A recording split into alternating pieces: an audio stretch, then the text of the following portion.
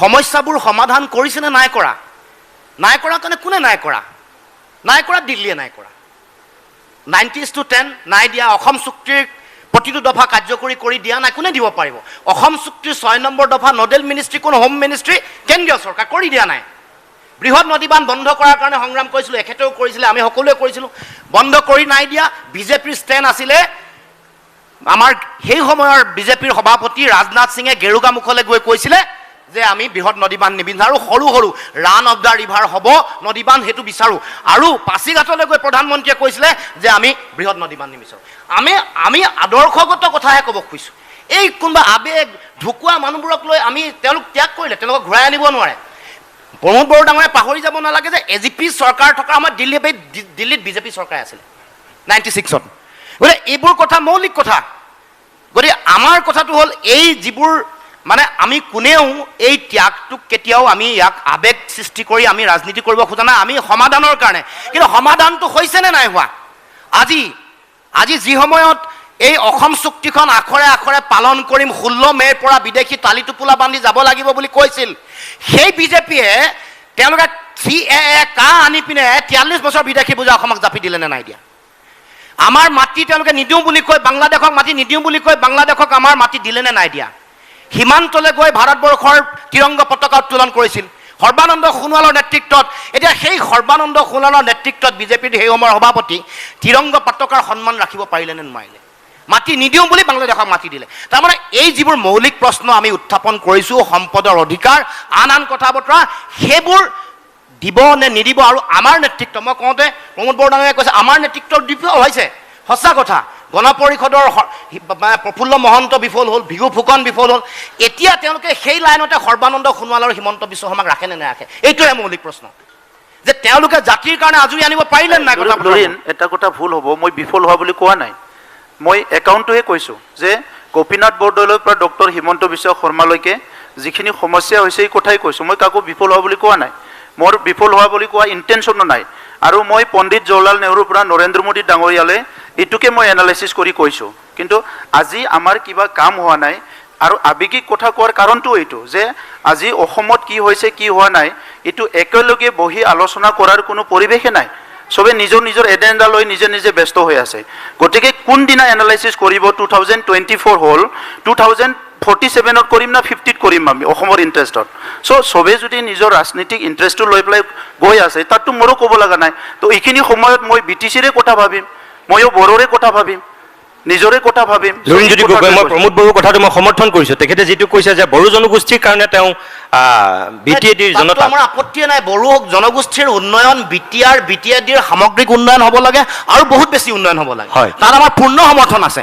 কিন্তু আন BTADৰ গোটেই কথা সমস্যাখিনিক ল'লে বুলি অসমৰ সামগ্ৰিক কথা বতৰাবোৰক তেওঁ গুৰুত্ব নিদিব নেকি? CA যেতিয়া জাপি দিছিল, CAৰ যোগেদি অহা বিদেশীবোৰে নে অকল ডিব্ৰুগড় তিনিচুকীয়াত থাকিব, BTAD নাযাব নেকি? মাটি দখল নকৰিব নেকি? এই প্ৰশ্নটো আজি 43 বছৰ বিদেশী বুজা যেতিয়া আমি পাম, তেওঁৰ সন্তান সন্ততিবোৰৰ চাকৰি বড়ো মানুহৰ পৰা কাঢ়ি ল'বনে নলয়? তেওঁলোকৰ সন্তান সন্ততিয়ে নাগৰিকত্ব পাব, তেওঁলোকে পাব লগা মাটি বেটি বড়োলেণ্ড এৰিয়াত ল'বনে নলয়? এইবোৰ মৌলিক প্ৰশ্ন, এইবোৰ জাতীয় প্ৰশ্নহে কৰিব খুজিছোঁ। দ্বিতীয় কথা, মই আপুনি যিটো কৈছে আমাৰ দলবোৰ একত্ৰিত, আমি আঞ্চলিক দল একত্ৰিত হ'বলৈ চিন্তা চৰ্চা কৰিছোঁ। অকল কিয় অখিল গগৈ লুৰিণ গগৈত সমাবদ্ধ কৰিছে? আমি সকলোৰে কাৰণে বাট খুলি দিছোঁ। অজিত ভূঞা ডাঙৰীয়া আহিব, সোণোৱাল কছাৰী গণমঞ্চ আহিব, তালৈ আমাৰ কামতাপুৰ তেওঁলোকে পিপুলছ ফ্ৰণ্ট আহিব।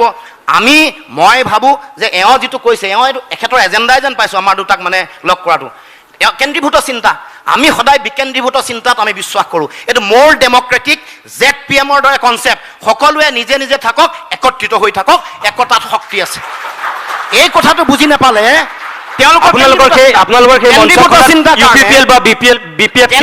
চিন্তাৰ কাৰণে এই কথাটো তেওঁলোকে ক'ব খুজিছে। আপোনালোকৰ সেই মঞ্চখনত BPF বা UPPL অসমৰ জাতীয় প্ৰশ্নত যুঁজিলে সকলো আমাৰ ওচৰলৈ আহিব।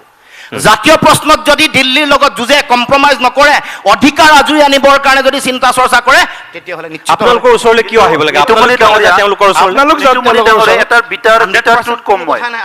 বুলি কোৱা নাই, আমাৰ ওচৰলৈ নকওঁ, এইটো কথা কেতিয়াও নহয়। আমি সকলো সমতা, এতিয়া সোণোৱাল কছাৰী এটা জনগোষ্ঠী, আমি সমতাৰ দৃষ্টিভংগীৰে চাম। এইটো কেনেকুৱা? আমিতো বিজেপি নহয় যে ডিক্টেট কৰিম। মই তিতা সঁচা এটা কথা কৈ দিছোঁ, আমিতো বিজেপি নহয় ডিক্টেট কৰি দিম, আমাৰ ফালে আহা। আমি সমতাৰে বড়ো জনগোষ্ঠী আমাৰ অসমৰ জাতীয় জীৱনৰ আটাইতকৈ পুৰণা ভূমিপুত্ৰ জনগোষ্ঠী তেওঁলোকৰ শক্তি যেতিয়া থাকিব তেওঁলোকৰ অধিকাৰ যেতিয়া সুৰক্ষিত হ'ব সমগ্ৰ অসমীয়া জাতি সত্তাৰ হ'ব এইটো আমি বিশ্বাস কৰোঁ অসমীয়া জাতি গঠন প্ৰক্ৰিয়াত বড়ো কাৰ্বি তিৱা ৰাভাৰ আটাইতকৈ বেছি অৰিহণা হোৱাটো বেছি উচিত এই কথা মই বিশ্বাস কৰোঁ এই বক্তব্য মই ৰাখিছোঁ কৈছোঁ বিভিন্ন সময়ত এইটোত কেতিয়াও হিন্দেৰি নাই আমাৰ অসমৰ জাতি গঠন প্ৰক্ৰিয়াত মূল আৰম্ভণি অংশীদাৰিত্ব বড়ো কাৰ্বি তিৱা ৰাভা মিচিং এইসকলৰ তেওঁলোক ভূমিপুত্ৰ গতিকে তেওঁলোকৰ অধিকাৰ সুৰক্ষিত হোৱাটো আমি অন্তকৰণে বিশ্বাস কৰোঁ আমি কেতিয়াও এই ক্ষেত্ৰত কোনো দ্বিধাবোধ নাই মানে তিতা সঁচা এটা কথা কৈ থ'ম জাষ্ট তিতা কথাটো সঁচাটো ক'ব বিচাৰিছোঁ তিতা সঁচাটো কথা হৈছে যে ইয়াত যিবিলাক ডিছকাশ্যন হয় সেইটো বাস্তৱত ৰূপায়ণ নহয় হয় মানে বহুত সময়ত আমি ট্ৰেইনো আমাৰ এৰি যায় আমাক ফ্লাইটো এৰি যায় সংগ্ৰামটোতো একেলগে কৰে আগত তেনেকুৱা বহুত উদাহৰণ আছে মই লুৰিনক টাৰ্গেট কৰি কোৱা নাই মই তিতা সঁচাটোহে কৈছোঁ তিতা সঁচাটো হৈছে 50 বছৰত যদি আপুনি খান্দি চাই তেনেকুৱা বহুত মানে ঐক্যবদ্ধভাৱে সংগ্ৰাম হৈছে কিন্তু যেতিয়া মানে ট্ৰেইনত উঠি যাব লগা হয় তেতিয়া আমি কিন্তু ট্ৰেইনটো ফেইল কৰোঁ যাৰ কাৰণে এই পৃথকে পৃথকে আন্দোলনবিলাক হৈ আছে গতিকে পাষ্ট যিটো আপুনি পাষ্টৰ কথা যিহেতু কৈ আছে পাষ্টৰ পৰা লেচনটো এইটোৱে ল'ব লাগে যে আগৰ ভুলটো ৰিপিট হ'ব নালাগে আমি কাকো দোষাৰো মই প্ৰমোদ বড়ো ডাঙৰীয়া মই সেইটোৱে কৈছোঁ যে আপুনি এটা আঞ্চলিক শক্তিৰ সভাপতি এটা শক্তিৰ সভাপতি এখেত সভাপতি মোৰ কথা হ'ল যে আপোনালোকে যদি ৰাষ্ট্ৰীয়তাবাদৰ বিৰুদ্ধে সংগ্ৰাম কৰিবৰ কাৰণে আঞ্চলিকতাবাদৰ চিন্তাধাৰা নিজকে আগুৱাই নিছে তেনেহ'লে অসমত এনেকুৱা এখন আঞ্চলিকতাবাদৰ মঞ্চ কিয় গঠন কৰিব নোৱাৰে কাৰণ আপোনালোক নেতৃত্ব আপুনি অকল বড়ো জনগোষ্ঠীৰ কিয় লিডাৰ হৈ থাকক আপুনি ভৱিষ্যতলৈ অসমৰ মুখ্যমন্ত্ৰী হওক আপুনি অসমৰ আঞ্চলিক ৰাজনীতি এটাৰ নেতৃত্ব লওক আপুনি অকল বড়ো জনগোষ্ঠীৰ আৰু এটা মই সঁচা কথা কৈছোঁ এইটো শুনাৰ কাৰণে বহুত ভাল এই কথাটো কিন্তু 4জন অসমীয়া মানুহ যদি ৰুমৰ ভিতৰত কথা পাতে বড়োৰ বিৰুদ্ধে পাতে 4জন বড়ো মানুহ যদি ৰুমৰ ভিতৰত কথা পাতে অসমৰ বিৰুদ্ধে পাতে এই ৰিকনচিলিয়েশ্যনটো কোনে কৰিব সেইটো যদি চলি আহিছে যেতিয়া বড়োলেণ্ডৰ সংঘাত হয় আপোনালোকে অৱসান ঘটাব যেতিয়া বড়োলেণ্ডৰ সংঘাত হয় আপুনি যিটো কথা ক'লে যে 4জন যদি লগ হয় অসমীয়াই বড়োৰ বিৰুদ্ধে পাতে আৰু বড়ো লগ হ'লে অসমীয়াৰ বিৰুদ্ধে পাতে এই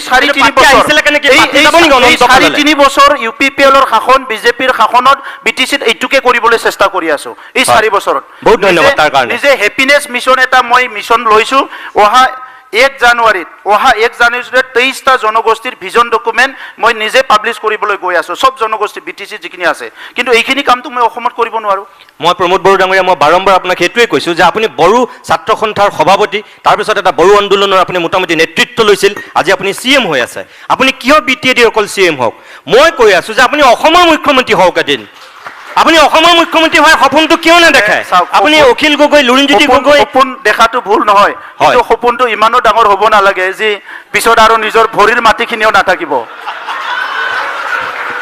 ঠিক আছে তেতিয়াহ'লে মোৰ ক'বলগীয়া নাই মই বিচাৰিছোঁ হয় অখিল গগৈ ডাঙৰীয়া মই বাৰম্বাৰ এই কথাটোহে কৈছোঁ যেনেকৈ গোপীনাথ বৰদলৈ বিষ্ণুৰাম মেধিৰ পিছত তেওঁলোক কংগ্ৰেছ কিন্তু তেওঁলোকৰ যিটো জাতীয় চেণ্টিমেণ্ট তেওঁলোকৰ যিটো আঞ্চলিকতাবাদ আমি অস্বীকাৰ কৰিব নোৱাৰোঁ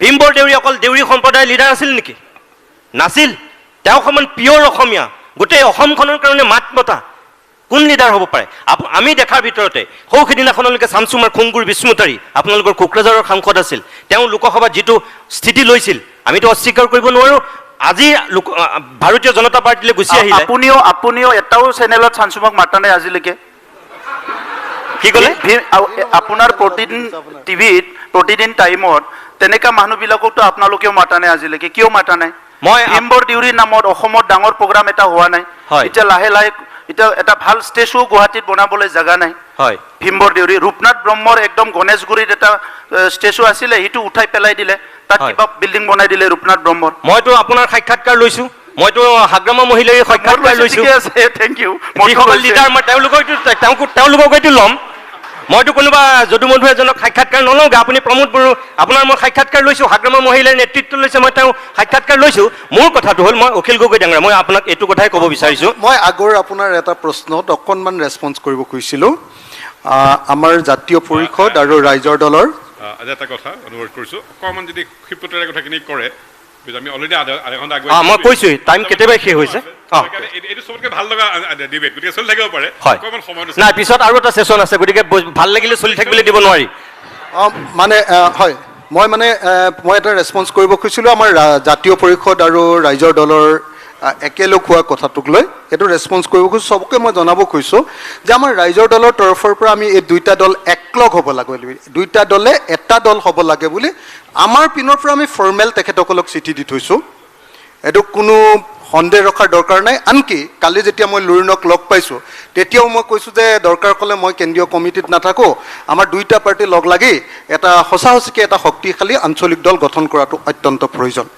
গতিকে বলটো এতিয়া পূৰা জাতীয় পৰিষদৰ কোৰ্টত আমাৰ পিনৰ পৰা একদম ফৰ্মেলি ইনফৰ্মেলি আমাৰ মিটিং সকলো ফালৰ পৰা আমি দুইটা দল একলগ কৰিব লাগে বুলি আমি তেওঁলোকক লিখিতভাৱে জনাই থৈছোঁ আৰু মই যদি প্ৰয়োজন হয় যদি এই ইউনিটিৰ স্বাৰ্থত মই যদি এই দলটোৰ নেতৃত্বৰ দায়িত্বত থাকিব নালাগে আনকি কেন্দ্ৰীয় কমিটিতো থাকিব নালাগে তথাপিও মই সেইটো প্ৰস্তুত আছোঁ বুলি তেখেতসকলক মই জনাই দিছোঁ মোৰ 2 নম্বৰ কথাটো আপোনাক যিটো মই সুধিছোঁ এতিয়া এই যে মই ক'লোঁ এটা সময়ত ধৰক হলিৰাম তেৰাং ASDC এগৰাকী দুৰ্ধৰ্ষ নেতা শ্ৰেষ্ঠ বিধায়ক হৈছিল অসম বিধানসভাত ঠিক একেধৰণে আমি যদি চাওঁ তেনেহ'লে দেখিম যে তেওঁ যদিও আঞ্চলিক ৰাজনীতিৰ নাছিল CPI-MLৰ আছিল ডক্টৰ জয়ন্ত ৰংপি তেওঁ লোকসভাত কি ভূমিকা লৈছিল আমি দেখিছোঁ চামচুমা খুংগুৰ বিস্মৃতিৰ কথা মই ক'লোঁ আজি বিশ্বজিৎ দৈমাৰী এতিয়া বিজেপিলৈ আহিল কিন্তু ইয়াৰ আগতে BPF-ৰ আছিল তেওঁ যিটো ৰাজ্যসভাত ভাষণ দিছিল সেই এটা ভাষণত তেওঁ কিন্তু বহুত ওপৰলৈ লৈ গৈছিল আৰু সেই লিডাৰজন কৰিছিল হয় মই এইটোৱে সুধিছোঁ এই যে জনগোষ্ঠীয় যিখিনি মানুহ আপোনালোকে অকল এই খিলঞ্জীয়া মানুহখিনিক লৈ অকল তেনেকৈ আঞ্চলিক দলৰ পোষকতা কৰাতকৈ সকলোকে লৈ আপোনালোক তেনেকুৱাকৈ নেতা একেবাৰে আগবাঢ়ি যাব নোৱাৰে যে জাতীয়তাবাদ ডেফিনেটলি ইনক্লুচিভ জাতীয়তাবাদ হ'ব লাগে সকলোকে লগত লৈ সকলো জনগোষ্ঠীক লগত লৈ আগবঢ়া দৰকাৰ খালি মই এটা বস্তু প্ৰমোদদাৰ এটা বস্তু মই ৰেছপন্স কৰি দিব খুজিছোঁ যে যদি তেখেতে কৈছে যে তোমালোকে কিয় হাতে কামে কাম কৰা নাই যদি আমি কেতিয়াবা হাতে কামে কাম কৰাৰ সুযোগ লাভ কৰোঁ ৰাইজৰ দলে তেতিয়াহ'লে কি কাম কৰিম সেই কথাখিনি আমি এটা ধুনীয়াকৈ ভিজন ডকুমেণ্টত আমাৰ সপোনৰ অসমখন অসমবাসীৰ জাতীয় কৰ্মসূচী বুলি আমি ডিটেইলছ ৰাইজৰ দলে চৰকাৰ কৰিলে মানে কি কৰিম আমি ডিটেইলছ লিখি থৈ দিছোঁ